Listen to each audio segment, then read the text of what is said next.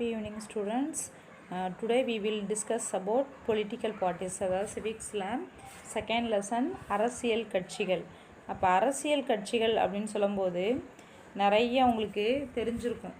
அரசியல் கட்சிகள்னு சொல்லும்போது வந்து ஏடிஎம்கே, டிஎம்கே, காங்கிரஸ், பிஜேபி, தேசிய முற்போக்கு, தேமுதிக, விடுதலை சிறுத்தைகள், பாட்டாளி மக்கள் கட்சி, நிறைய வந்து கட்சிகள் வந்து இருக்குது. நம்ம அதில் தமிழ்நாட்டில் பார்த்திங்க அப்படின்னா நிறைய கட்சிகள் வந்து சுயேட்சை கட்சிகளும் அதிகமாக இருக்குது. To define what political parties is and to understand the importance of the political party, to know the role and functions of political party, to understand the party system in India and the role of opposition party. அப்போ what are the political parties? Political parties are the voluntary association of individuals with broad ideological identity who agree on some policies, formulate an agenda and program for the society அப்படின்னு சொல்கிறாங்க. அப்போ political party அப்படின்னு சொல்லும்போது அது தன்னார்வத்தோடு வந்து தனி ஒரு மனிதனால் உருவாக்கப்பட்ட ஒரு அமைப்பு. அப்போ மெம்பர்ஸ்லாம் என்ன செஞ்சுக்குவாங்க, அதில் சேர்ந்துக்குவாங்க. இவங்க என்ன அப்படின்னா இவங்களுக்குன்னு தனி ஒரு அங்கீகாரம், எப்படின்னா தனியாக வந்து எம்ப்ளம் போட்ட கொடி கட்சி ப்ளஸ் வந்து அந்த நேஷ்னல் ஃப்ளாக் இருக்க அதே மாதிரி இவங்க ஒரு ஃப்ளாக் வந்து ஆர்கனைஸ் பண்ணி வச்சுருப்பாங்க. தனக்குன்னு வந்து சில கொள்கைகளை வந்து பிரின்சிபலை வந்து வச்சுருப்பாங்க. இதெல்லாம் என்ன அப்படின்னா இந்த சமூகத்துக்கு வந்து திட்டங்களை வந்து இவங்க வந்து ஒரு சில திட்டங்களை கொடுக்கணும்னு சொல்லிட்டு வடிவமைத்து வச்சுருப்பாங்க. இதே மாதிரி அரசியல் அப்படின்னு சொல்லும்போது அரசியல் கட்சிகள் மக்களுடைய ஆதரவை பெற்று அதன் மூலமாக வெற்றி பெறுவதன் மூலமாக வந்து அது வந்து என்ன செய்யுது, ஒரு ஆட்சியை வந்து அமைக்குது அப்படின்னு சொல்லி சொல்கிறாங்க. இதை தான் என்ன சொல்கிறாங்க, this is called political parties. Any political party has 3 பேசிக் காம்போனன்ட்ஸ்னு சொல்கிறாங்க. அதாவது எந்த ஒரு அரசியல் கட்சியாக இருந்தாலும் சரி அதில் 3 டிவிஷன்ஸ் பேசிக் காம்போனன்ட்ஸ் இருக்குதுன்னு சொல்கிறாங்க. ஃபர்ஸ்ட் ஒன் த லீடர், தலைவர் இருப்பார். த ஆக்டிவ் மெம்பர்ஸ், அதாவது செயல் உறுப்பினர்கள், அதாவது கிளை செயலாளர்கள், மாவட்ட செயலாளர்கள், ஒன்றிய செயலாளர், அப்புறம் மாவட்ட பிரதிநிதி, கிளை செயலாளர்கள்லாம் இருக்காங்க இல்லையா, அவங்க தான் ஆக்டிவ் மெம்பர்ஸ். த ஃபாலோயர்ஸ் அப்படின்னு சொல்லும்போது தொண்டர்கள். இப்போ கட்சி அப்படின்னு சொல்லி எங்கள் நிறைய பார்த்துருப்பீங்க, கட்சிக்காக வந்து உயிரை கூட தியாகம் பண்ணுறேன், ஒரு தலைவருக்கு ஏதாவது ஒன்று ஆயிடுச்சு அப்படின்னா உடனே என்ன செஞ்சுருவாங்க, உடனே உயிரை வந்து நான் தியாகம் பண்ணுறேன், அந்த கட்சிக்காக வந்து என்னோடய உயிரையும் கொடுப்பேன் அப்படின்ற இருக்கக்கூடிய உண்மை தொண்டர்கள் வந்து நிறைய பேர் இருக்காங்க. அப்போ அவங்கள என்ன சொல்கிறாங்க, த ஃபாலோயர்ஸ் அப்படின்னு சொல்லி சொல்கிறாங்க. இம்பார்ட்டன்ஸ் ஆஃப் பொலிட்டிக்கல் பார்ட்டிஸ், அதாவது அரசியல் கட்சிகளின் முக்கியத்துவம் என்ன அப்படின்னு சொல்லி பார்த்தோம் அப்படின்னா political parties are the backbone of democracy. மக்களாட்சி அப்படின்னு சொல்லும்போது ஒரு முதுகெலும்பாக செயல்படுறதே என்னன்னு சொல்கிறாங்க, அரசியல் கட்சி தான் அப்படின்னு சொல்லி சொல்கிறாங்க. Parties are not part of the formal arrangement of a government but they are essential elements to form the government அப்படின்னு சொல்லி சொல்கிறாங்க. அப்போ அரசியல் கட்சி அப்படின்னு சொல்லும்போது மக்களாட்சியினுடைய ஒரு முதுகெலும்பாக செயல்படுது. அது மட்டும் இல்லாமல் அரசாங்கத்தினுடைய ஒரு பார்ட்டு அப்படி தான் இருக்குன்னு நம்ம நினச்சோம். ஆனால் அதை விட வந்து நிறைய பொது கருத்துக்களை வந்து உருவாக்குது. அப்போ அந்த பொது கருத்துக்கள்னு சொல்லும்போது கட்சிகளாக இருக்கட்டும், குடிமக்களாக சிட்டிசன்ஸ், இன்டர்மீடியட்ஸ், அதாவது அந்த பொது கருத்து இன்டர்மீடியட்ஸ்னால் என்னது, அந்த கட்சிகள் மற்றும் குடிமக்கள் இவங்களுக்குள்ள கொள்கையை வகுப்பாளர்கள் இவர்களுக்கிடையே வந்து ஒரு பாலமாக வந்து செயல்புரியுது அப்படின்னு சொல்லி சொல்கிறாங்க. கேரக்டரிஸ்டிக்ஸ் ஆஃப் பொலிட்டிக்கல் பார்ட்டிஸ் அப்படின்னு சொல்லும்போது அரசியல் கட்சி அப்படின்னு சொல்லும்போது எப்படி ஒரு கட்சி வந்து அங்கீகரிக்கப்படுகிறது அப்படின்னு சொல்லி பார்த்தோம் அப்படின்னா it has been engaged in political activity for 5 years. எந்த ஒரு அரசியல் கட்சியாக இருந்தாலும் சரி அது 5 ஆண்டுகளாக என்ன செய்யணும், அது வந்து அரசியலில் ஈடுபட்டிருக்கணும்னு சொல்கிறாங்க. அப்போ தான் வந்து அந்த கட்சி அங்கீகரிக்கப்பட்டதாக அர்த்தம். உடனே இப்போ ஒரு வருஷம் வருது, ஒரு கட்சியை புதுசாக ஆரம்பிக்கிறாங்க அப்படின்னா அது அதோடு விட்டுட்டு போனால் அது வந்து அரசியல் கட்சி கிடையாது. அந்த கட்சி என்ன செய்யணும், 5 வருடம் வந்து தாக்கு பிடிக்கணும். அவங்க ஜெயித்தாலும் சரி தோற்றாலும் சரி 5 வருஷம் அந்த ஃபீல்டில் வந்து இருந்தால் தான் ஒரு கட்சி அரசியல் கட்சியாக செயல்பட முடியும் அப்படின்னு சொல்கிறாங்க. செகண்ட், இட்டு candidates secure at least 6% of total votes in the last general election. அதாவது 6% வாக்குகளை வந்து கடைசியாக நடைபெற்ற தேர்தலில் வந்து அந்த கட்சியினுடைய வேட்பாளர்கள் வந்து பெற்றிருக்க வேண்டும். அப்போ பெற்றிருந்தால் தான் அது வந்து ஒரு அரசியல் கட்சியாக நிர்வகிக்க முடியும் அப்படின்னு சொல்கிறாங்க. கேரக்டரிஸ்டிக்ஸ் ஆஃப் பொலிட்டிக்கல் பார்ட்டிஸ், அரசியல் கட்சிகளினுடைய பண்புகள் என்ன அப்படின்னு பார்த்தோம்னா, consist a group of person of common goals and shared values. அதாவது பொதுவான குறிக்கோள்கள் அப்படின்னு சொல்லும்போது மக்கள் வந்து என்ன செய்கிறாங்க, பகிர்ந்தளிக்கப்பட்ட ஒரு மதிப்பீடுகளை கொண்டு தான் வந்து இருக்குது அப்படின்னு சொல்லி சொல்கிறாங்க. Have its own ideology and programme, தனக்கென கொள்கை மற்றும் திட்டங்களை தனியாக வச்சுருக்கோம். ஒவ்வொரு அரசியல் கட்சிகளுமே பாருங்கள், இப்போ திராவிட முன்னேற்ற கழகம், அனைத்து இந்திய அண்ணா திராவிட முன்னேற்ற கழகம், இப்போ நம்ம தமிழ்நாடுன்னு சொல்லும்போது அதிகமாக வந்து எல்லாருக்கும் தெரிஞ்சது வந்து இந்த 2 கட்சி தெரியும். அதுக்கப்புறம் கட்சிகள்லாம் இருக்குது. ஆனால் இந்த கட்சிகள்லே பார்த்திங்கன்னா நிறைய வந்து வேரியேஷன், அவங்களுடைய கொள்கைகளாக இருக்கட்டும், ஃப்ளாகாக இருக்கட்டும், எல்லாத்துலேயுமே வந்து என்ன இருக்கும் அப்படின்னா நிறைய வந்து பிளானிங்ஸாக இருக்கட்டும், திட்டங்களாக இருக்கட்டும், நிறைய வேரியேஷன் ஆகும். அப்போது ஒரு கட்சிக்கு இன்னொரு கட்சிக்கு வந்து அதிகமாக வந்து அந்த கொள்கையில் வந்து வச்சுருப்பாங்க. அப்போ இதை தான் என்ன சொல்கிறாங்க, தனக்குன்னு ஒரு பிரின்சிபலை வந்து வகுத்து வச்சுருப்பாங்க அப்படின்னு சொல்கிறாங்க. Capture power only by constitutional அரசியல் அமைப்பு அப்படின்னு சொல்லும்போது என்ன அப்படின்னா இதன் மூலமாக தான் வந்து மக்கள் இடத்துல வந்து சொல்லுவாங்க, நலத்திட்டங்கள் வந்து சொல்லும்போது நான் வந்து ஜெயிச்சு வந்துட்டேன்னா ஒரு சட்டமன்ற உறுப்பினர் ஆகிறதுக்கு ஒரு சீட்டு வாங்கி ஒரு கட்சியில் நிற்கிறாருன்னு வச்சுக்குவோம், அது எந்த கட்சி வேணாலும் இருக்கட்டும். அப்போ அதில் வந்து அவர் ஜெயிக்கணும் அப்படின்னா மக்கள் மத்தியில் வந்து அவருக்கு என்ன செய்யணும், அவரை வந்து பிடிச்சிருக்கணும். அப்போ பிடிச்சிருக்கணும், ப்ளஸ் அவர் சொல்லக்கூடிய அவர் உள்ளூரை சேர்ந்தவராக இருக்கலாம், அல்லது அவருடைய கேரக்டர் பிடிச்சிருக்கலாம், அல்லது அவருடைய எளிமை ப்ளஸ் வந்து நன்னடத்தை ப்ளஸ் வந்து ஏதாவது என்ன சொல்லுவாங்க, வாக்குறுதி கொடுப்பாங்க. அதாவது நான் ஜெயிச்சிட்டேன் அப்படின்னா இந்த தொகுதிக்கு என்னால் முடிஞ்ச வந்து சில இதெல்லாம் வந்து சலுகைகள், அந்த பிளானிங்ஸ் வந்து சொல்லுவாங்க.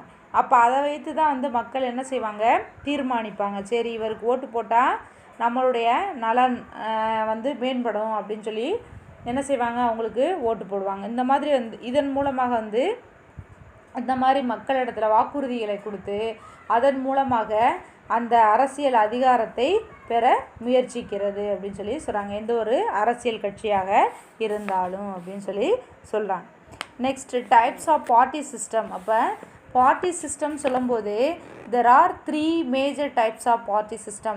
First one, single party system, second biparty system, and third one multi-party system. அப்போ 3 divisions of party system சொல்கிறாங்க. அப்போ அரசியல் கட்சி அப்படின்னு சொல்லும்போது ஒரு கட்சி முறை, இரு கட்சி முறை, பல கட்சி முறை அப்படின்னு சொல்லி சொல்கிறாங்க.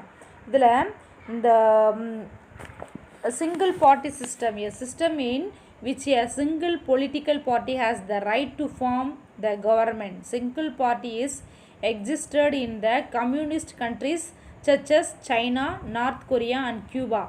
அப்போ ஒரு கட்சி ஆட்சி முறை அப்படின்னு சொல்கிறாங்க. அப்போ வேறு எந்த கட்சியுமே அந்த நாட்டில் இருக்காது.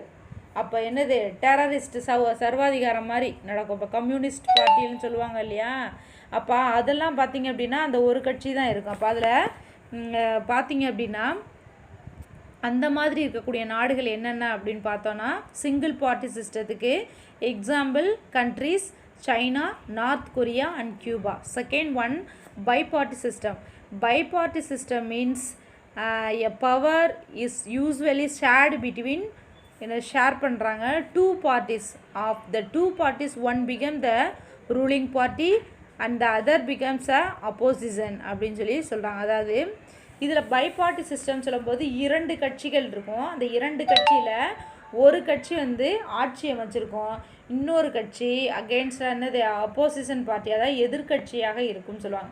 இப்போ எதிர்கட்சியாக இருக்கும்போது ரூலிங் பார்ட்டி என்னெல்லாம் குறைகள் வந்து விட்டு வச்சுருக்கோ அதை எதிர்கட்சி என்ன செய்யும், சட்டமன்றத்தில் வாதிடும். உங்கள் கட்சியில் இந்த தொகுதியில் குறிப்பிட்ட தொகுதியை சொல்லி இந்த தொகுதியில் வந்து ஒழுங்காக வந்து நீங்கள் சொன்னக்கூடிய திட்டங்கள் எல்லாமே வந்து சரியாக நடைமுறைப்படுத்தலை, அதில் ஊழல் இருக்குது அப்படின்னு சொல்லிட்டு எதிர்த்து வாதாடுவாங்க ரூலிங் பார்ட்டியை, ஆப்போசிஷன் பார்ட்டி. அப்போ அதுக்கு எக்ஸாம்பிள் பைபார்ட்டி சிஸ்டம் அப்படின்னு சொல்லும்போது எங்கெல்லாம் இருக்குது அப்படின்னு பார்த்தீங்க அப்படின்னா United kingdom, the labour party and the conservative party. அங்கே வந்து தொழிலாளர் கட்சி, இன்னொன்று வந்து கன்சர்வேட்டிவ் பார்ட்டி அப்படின்னு சொல்கிறாங்க. அதாவது தொழிலாளர் கட்சி, பழமைவாத கட்சி அப்படின்னு சொல்லிட்டு இருக்குது அப்படின்னு சொல்லி சொல்கிறாங்க யுனைடெட் கிங்டம். அப்போ பிரிட்டனில் இன் யூஎஸ்ஏ அமெரிக்காவில் பார்த்தீங்க அப்படின்னா the Republican party and Democratic party. அப்போ யுனைடெட் ஸ்டேட்ஸ் ஆஃப் அமெரிக்காவில் குடியரசு கட்சி, ஜனநாயக கட்சி அப்படின்னு சொல்லி 2 கட்சிகள் வந்து அங்கே இருக்குது அப்படின்னு சொல்லி சொல்கிறாங்க. Last one multi party system அப்படின்னு சொல்கிறோம். அப்போ மல்டி பார்ட்டி சிஸ்டம் அப்படின்னு சொல்லும்போது when the competition for power is among 3 or more parties, the system is known as multi party system. அப்போ அதிகாரத்திற்கான போட்டி வந்து 3 அதற்கு மேற்பட்ட கட்சிகள் வந்து இருக்கும் அங்கே அந்த நாட்டில். அப்போ அதை தான் என்ன சொல்கிறாங்க அப்படின்னா பல கட்சி முறை என அழைக்கப்படுகிறதுன்னு சொல்கிறாங்க. அப்போ பல கட்சின்னா ஆட்டோமேட்டிக்காக நமக்கு என்ன ஞாபகம் வரும்? நம்ம இந்தியாவில் நீங்கள் பார்க்குறீங்க இல்லையா, நிறைய கட்சிகள் இருக்குது இல்லையா. அப்போ இந்தியாவை வந்து நம்ம எடுத்துக்கலாம். ஃப்ரான்ஸ், ஸ்வீடன், நார்வே, இந்த நாடுகள்லாம் வந்து பல கட்சி ஆட்சி முறை வந்து நடைபெறுது அப்படின்னு சொல்லி சொல்கிறாங்க. Party system in India. இப்போ இந்தியாவில் வந்து அரசியல் கட்சி அப்படின்னு சொல்லும்போது அதனுடைய முறை என்னென்ன எப்படி செயல்படுது அப்படின்னு பார்த்தோம் அப்படின்னா countries that follow the federal system have 2 kinds of parties. அதாவது நம்ம இந்தியான்னு சொல்லும்போது கூட்டாட்சி அமைப்பு முறை அப்படின்றது வந்து காணப்படுது. அப்போ இந்தியா அப்படின்னு சொல்லும்போது 19th centuryயில் அதனுடைய பிற்பகுதியில் தான் வந்து என்ன செஞ்சு அதிக எண்ணிக்கையிலான கட்சிகள் வந்து காணப்பட்டதுன்னு சொல்கிறாங்க.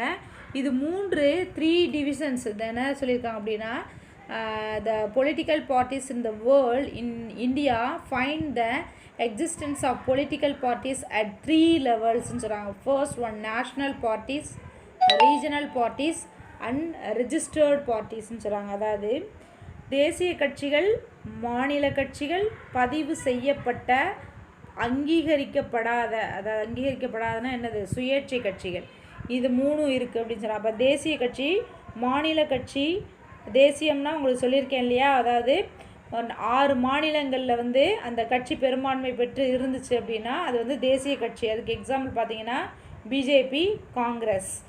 அப்போ அந்த மாதிரி இருக்கக்கூடிய கட்சியில் தான் வந்து என்ன சொல்கிறாங்க தேசிய நேஷ்னல் பார்ட்டிஸ்ன்னு சொல்கிறாங்க. அப்போ ஸ்டேட் லெவலில் உள்ள கட்சிகள், அங்கீகரிக்கப்படாத சுயேட்சை கட்சிகள், இது 3ம் சொல்லியிருக்காங்க. அப்போ நெக்ஸ்ட் பார்த்தீங்க அப்படின்னா அங்கீகரிக்கப்பட்ட கட்சி அப்படின்னு சொல்லும்போது இது